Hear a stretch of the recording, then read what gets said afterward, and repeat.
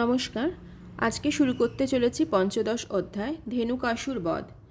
এইভাবে শ্রীকৃষ্ণ তার জ্যেষ্ঠ ভ্রাতা বলরামের সঙ্গে তাঁর কৌমার লীলাবিলাস করে পৌগণ্ডে পদার্পণ করলেন। 6 থেকে 10 বছর পর্যন্ত বয়সকে পৌগণ্ড বলা হয়। সেই সময় সমস্ত গোপেরা নিজেদের মধ্যে আলোচনা করে ঠিক করলেন যে সমস্ত বালকের বয়স 5 বৎসর অতিক্রান্ত হয়েছে তাদের উপর গোচারণে গরু চড়াবার ভার দেওয়া হোক। এইভাবে গাভীসমূহের গোচারণে গরু চড়াবার ভার দেওয়া হোক। এইভাবে গাভীসমূহের দায়িত্বভার লাভ করে কৃষ্ণ ও বলরাম বৃন্দাবনে ঘুরে বেড়াতে লাগলেন এবং তাদের পদচিহ্নের দ্বারা সেই ভূমি পবিত্র হল। বলরাম এবং গোপাল বালক সহ কৃষ্ণ গরু চড়াতে লাগলেন এবং বৃন্দাবনের বনপথে যেতে যেতে মধুর স্বরে তাঁর বাঁশি বাজাতে লাগলেন। সেই বৃন্দাবন ভূমি ছিল ফুল ফল এবং গোচারণ ভূমিতে পরিপূর্ণ।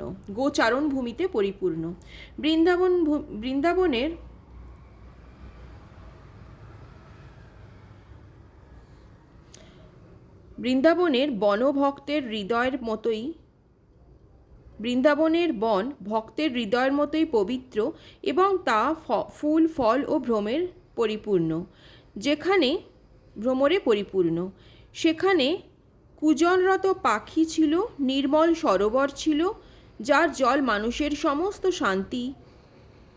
শ্রান্তি দূর করত, দেহ এবং মনকে স্নিগ্ধ প্রশান্তিতে ভরিয়ে দিতে সেখানে সর্বদা সুগন্ধ সমীরণ বইত। বলদেব সহ তার সখাদের সঙ্গে কৃষ্ণ বনে প্রবেশ করে কোনো অনুকূল পরিস্থিতি দর্শন করে সেই পরিবেশ সম্পূর্ণভাবে উপভোগ করতেন। কৃষ্ণ দেখতেন গাছগুলি ফলভারে নত হয়ে ভূমি স্পর্শ করছে, যেন তাঁর শ্রীপাদপদ্মে প্রণতি জানাচ্ছে। বৃক্ষ ফল ফুল এদের ব্যবহারে তিনি অত্যন্ত প্রীত হতেন এবং তাদের মনের কথা জানতে পেরে হাসতেন। এইভাবে একদিন বৃন্দাবনে বিচরণ করার সময় কৃষ্ণ তার জ্যেষ্ঠ ভ্রাতা বলরামকে বললেন, প্রিয় বলরাম, তুমি আমাদের মধ্যে সবচেয়ে বড় এবং স্বর্গের দেবতারাও তোমার শ্রীচরণ পদ্মের আরাধনা করে। দেখো কিভাবে এই সমস্ত গাছগুলি ফলে ফুলে পূর্ণ হয়ে তোমার পাদপদ্ম বন্দনা করার জন্য প্রণতি জানাচ্ছে। তাদের দেখে মনে হচ্ছে যে তমসাচ্ছন্ন বৃক্ষরূপী শরীর থেকে তারা মুক্ত হবার চেষ্টা করছে। প্রকৃতপক্ষে বৃন্দাবনের এই সমস্ত গাছগুলি কোনো সাধারণ জীব নয়। পূর্ববর্তী জীবনে নির্বিশেষবাদ পোষণ করে তারা এখন এই স্থবিরত্ব প্রাপ্ত হয়েছে, কিন্তু এখন তারা এই বৃন্দাবনে তোমার দর্শন লাভে ধন্য হয়েছে এবং তোমার সঙ্গ লাভের মাধ্যমে তারা যাতে তাদের পারমার্থিক উন্নতি লাভ করতে পারে সেই জন্য তারা প্রার্থনা করছে। সাধারণত বৃক্ষ হচ্ছে তমগুণে আচ্ছন্ন জীব। নির্বিশেষবাদী দার্শনিকেরা সেই তমগুণের দ্বারা আচ্ছন্ন, কিন্তু তোমার উপস্থিতির পূর্ণ সদ্ব্যবহার করে তারা সেই তমগুণের আবরণ থেকে মুক্তি লাভ করতে পারে। এই যে সমস্ত ভ্রমরেরা তোমার চারিপাশে গুঞ্জন করছে, আমার মনে হয় তারাও পূর্বজন্মে তোমার ভক্ত ছিল। তারা তোমাকে ছেড়ে কোথাও যেতে পারে না, কেননা তোমার থেকে অধিক স্নেহপরায়ণ প্রভু তারা আর কোথায় পাবে? তুমিই হচ্ছে পরমেশ্বর ভগবান এবং এই সমস্ত ভ্রমরেরা সর্বক্ষণ তোমার গুণকীর্তন করার চেষ্টা করছে। আমার মনে হয় তাদের কেউ কেউ নিশ্চয়ই তোমার ভক্ত, মহান ঋষি মুনি, এবং তারা ভ্রমরের রূপ ধারণ করে এখানে এসেছে, কেননা এক মুহূর্তের জন্য তোমার সঙ্গ ছাড়া তারা থাকতে পারবে না। প্রিয় দাদা, তুমি হচ্ছ পরমারাধ্য ভগবান। দেখো ময়ূরেরা কেমন আনন্দে বিভোর হয়ে তোমার সামনে নাচছে। স্নেহপরায়ণ এবং ভীরু হরিণগুলির ব্যবহার ঠিক ব্রজগোপিকাদের মতো। তাদের মতো স্নেহভরে তারা তোমাকে স্বাগত জানাচ্ছে, আর বনের কোকিলেরা মহা আনন্দে তোমাকে বরণ করছে, কেননা তারা জানে যে তোমার আবির্ভাব পরম মঙ্গলময়। যদিও এরা হচ্ছে বৃক্ষ এবং পশু পাখি, বৃন্দাবনের এই সমস্ত অধিবাসীরা সকলেই তোমার মহিমা কীর্তন করছে। তাদের যোগ্যতা অনুসারে তারা তোমাকে অভিনন্দন জানাচ্ছে, ঠিক যেভাবে মহাত্মারা অপর একজন মহাত্মাকে তাদের আলয়ে স্বাগত জানান। আর এই ভূমি এতই পবিত্র এবং সৌভাগ্যশালী যে তোমার শ্রী পাদপদ্মের চিহ্নে তার অঙ্গ ভূষিত হয়েছে। তোমার মতো একজন মহাপুরুষকে এইভাবে বরণ করা বৃন্দাবনের অধিবাসীদের পক্ষে স্বাভাবিক। এখানকার তৃণ, গুল্ম এবং লতারাও কত সৌভাগ্যশালী যে তারা তোমার শ্রীপাদপদ্মের স্পর্শ লাভ করছে, এবং তোমার কমলের স্পর্শে ছোট ছোট গাছগুলিও মহিমান্বিত হচ্ছে। এখানকার নদী এবং পাহাড়গুলির সৌভাগ্যের অন্ত নেই, কেননা তুমি তাদের দিকে তাকিয়ে দেখছো।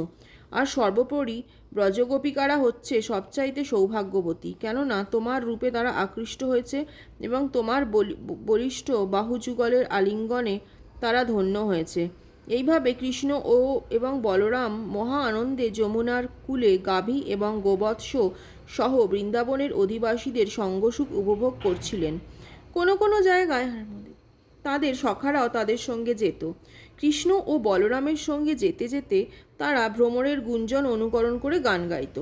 পথ চলতে চলতে কখনো তারা সরোবরে হংসের ডাক অনুকরণ করত, অথবা কোনো ময়ূরকে নাচতে দেখে তারা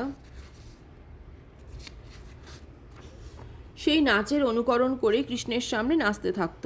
কৃষ্ণও সেই নাচের ছন্দে তার ঘাড় দোলাতেন এবং সখারা তখন আনন্দের অতিশয্যে হেসে উঠত। কৃষ্ণ যে সমস্ত গাভীর তত্ত্বাবধান করতেন তাদের বিভিন্ন নাম ছিল এবং স্নেহভরে তাদের সেই নাম ধরে ডাকতেন।